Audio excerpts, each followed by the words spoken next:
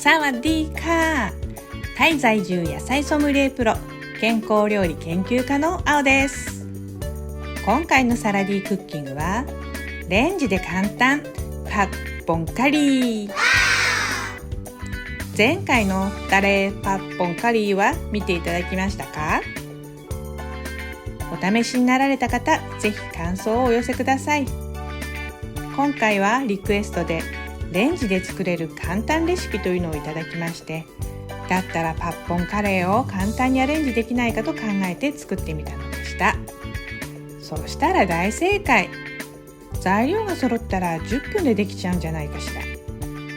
こんな料理が電子レンジで作れちゃうって嬉しくないですか？前回お話しした通り、元祖のプーパッポンカリーのこだわりを思うと申し訳ないですが、カレー粉と卵で多くの人にタイ中華風の料理を楽しんでもらえたらと思います。材料も日本でも料理できるようにアレンジしました。ただ、オイスターソースだけはどうしても必要になりますのでご用意ください。オイスターソースって日本にいる時に使ったことがなかったのですが、どの程度馴染みのある調味料なんでしょう。私のレシピにはやたら登場しますので、この機会に買って常備していただくといいと思います。私のレシピというか、タイ料理や中華料理の炒め物には必須です。ガパオ炒めや空心菜炒めに限らず、オイスターソースがあればレパートリーがぐっと広がりますよ。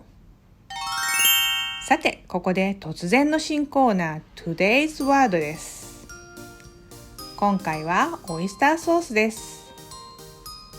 タイ語では2つの呼び方があります。一つは正式名称ということになるんでしょうか。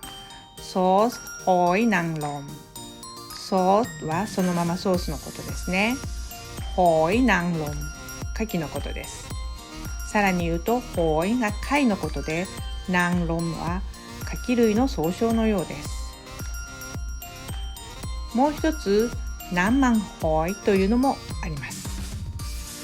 ナンマンは油とかエッセンスのことで、ホイは貝、ホイナンロンの省略だと思うのですが、ナンマンホイで牡蠣油ということになります。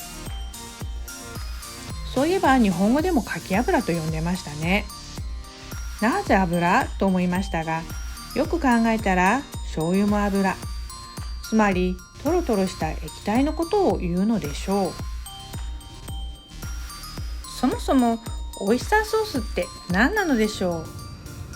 本来は生牡蠣を塩漬けして発酵熟成したものを使いますが、通常市販されているのは生牡蠣から煮汁を抽出して砂糖や塩、でんぷんなどを加えた調味料です。1870年代に中国広東省に住んでいたリーさんが小さな茶屋で牡蠣を茹でて商売していました。ところがある日、忙しくて牡蠣を茹でたまま忘れていたそうです。強い香りがして蓋を開けると、焦げ目がつきそうなほどに煮詰められていましたが、とろみが出て旨みが深まって美味しい。これに砂糖などを加えて調味料にしたのが始まりと言われています。そのリーさんが作った会社が世界最初のオイスターソースメーカーで、パンダのマークでもよく知られ、日本でも有名なリーキンキーです。中国語ではリーチンチーですかね。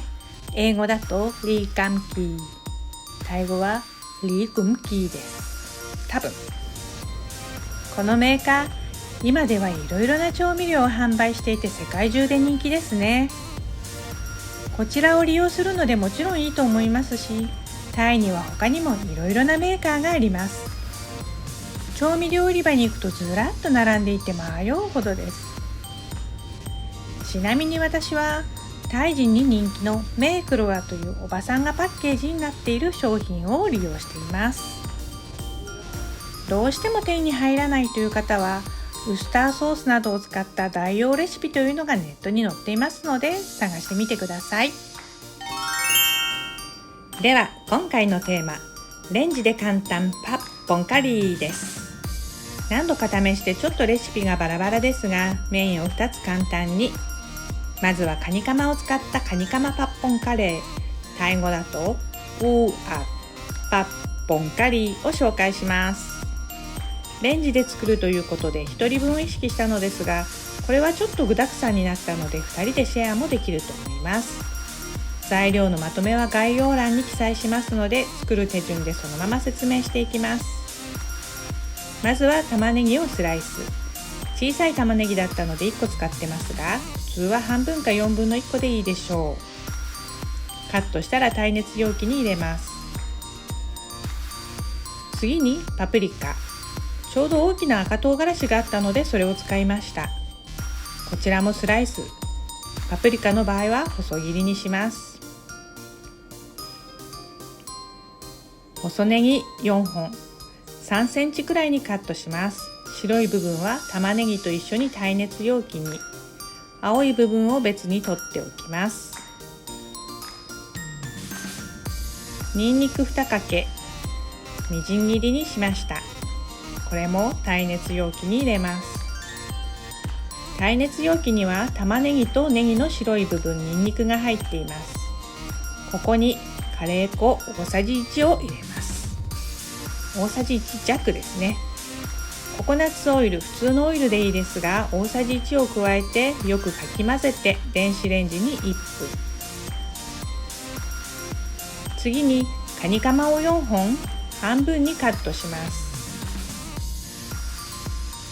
レンジから取り出した容器に豆乳か牛乳大さじ3。ここでは3ですが、もう1杯入れてもよかったかもしれません。ここでオイスターソース大さじ1杯です。ナンプラーがあればナンプラー、なければ醤油小さじ1くらい。カニカマと唐辛子を入れてよく混ぜ合わせます。卵を1個かき混ぜて、半分だけ容器に入れて軽く混ぜてレンジにかけます。また1分です。レンジによっても違うので調整してくださいね。熱々で出てきました。ネギの青い部分を加えます。それからラー油。本来はナンプリックパオというチリペーストを使います。ラー油は完成してから最後に混ぜるのでもよかったんですが、ここで入れちゃいました。そして残りの卵。もしボリュームたっぷりに作りたかったら豆乳を増やして卵をもう1個使うといいと思います。最後は1分はいりません。40秒入れてみました。この間にご飯を皿に盛り付けておきましょう。レンジから取り出して軽くかき混ぜて、本来ならここでラー油を加えてかき混ぜます。1人分ということでご飯と一緒にいただくように盛り付けてみました。思った以上に具沢山に仕上がりました。いかがでしょう。プーアッパッポンカリーの出来上がりです。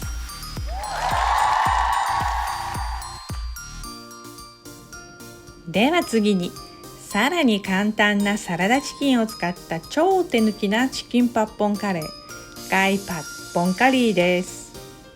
用意するのはサラダチキン。自分で茹でたのがあればもちろんそれでも構いません。玉ねぎ4分の1個、これは小さかったので半分。細ネギ2本。パプリカはなかったので使いませんが、あったら使ってください。調味料はカレー粉大さじ1/2杯、オイスターソース大さじ1、醤油小さじ1、ラー油大さじ1、ナンプリックパオチリペーストがあれば使ってください。そして豆乳か牛乳 50cc、 卵1個です。調味料を分かりやすいように皿に入れてますが、それも手間なので直接市販の容器から使ってもいいので、まずは材料を揃えましょう。玉ねぎをスライスします。耐熱容器に直接入れてしまいます。細ネギは根をカット。これはカット済みです。白い部分は玉ねぎと一緒に耐熱容器に入れます。青い部分は 3,4 センチにカットしておいておきます。ニンニクは潰してもいいですし、みじん切りでもいいです。これも耐熱容器に入れちゃいます。そしてここにカレー粉を入れます。ここで用意したラー油の半分、辛いのが苦手なら普通の油を入れます。ちょっと足りなかったのでもう少し多く入れた方がいいです。ここでよくかき混ぜて電子レンジに1分かけます。次にチキンです。サラダチキンや茹で鶏を使う場合は包丁で潰すようにしてから手でお好みの大きさにほぐします。潰してからほぐした方が味がよく染みるし食感もいいです。手を汚したくない場合も潰してから包丁で切るといいでしょう。鶏肉も容器に入れてオイスターソースと醤油、豆乳を混ぜてよくかき混ぜます。簡単にサラダチキンを使いますが、もちろん生の鶏肉を使ってもいいです。その場合は適当な大きさにカットして玉ねぎと同じタイミングで電子レンジにかけましょう。それから卵の半分を入れて混ぜてレンジにかけます。1分ですね。1分経ったものを取り出してよくかき混ぜます。熱いので注意してください。ここにカットしておいた細ネギと残りの卵をざっくり混ぜてレンジにかけます。40秒くらい。40秒でまだかなと思ったらもう少しレンジにかけるか、あるいはかき混ぜて容器の蓋をして少し置いておくと余熱でいい感じになります。はい、出来上がりです。なんかだいぶ適当な感じですが美味しくできました。パプリカを入れなかった上にご飯が玄米で茶色いのでなんかちょっと地味ですね。この材料を揃えてパッポンカリーを作ると言ったら、つまり台風親子丼と言われたことがあります。カレー粉が入ってるから全然違うのに、でもちょっと似てますか？つまりはそれだけ気軽に作れるということです。ちなみに 2,3 人分の材料でレンジで作ったこともあります。材料を増やす分レンジでの加熱時間を少し長めにすればいいだけです。具の量はそのままで豆乳や牛乳、卵を増やしてボリュームアップもできます。とろとろふわふわな感じにするか、具沢山で見た目を豪華にするか、お好きなようにアレンジして楽しんでください。シリーズもっと身近にタイ料理、レンジで簡単、炒めないけどカレー粉炒めパッポンカリーを2品ご紹介しました。この動画を面白いと思ってくださったら高評価ボタンをお願いします。なんとか更新頻度を上げていきたいと思っていますので、ぜひチャンネル登録もよろしくお願いします。それでは今回はこの辺で。サワディーカー、コップンマーカー。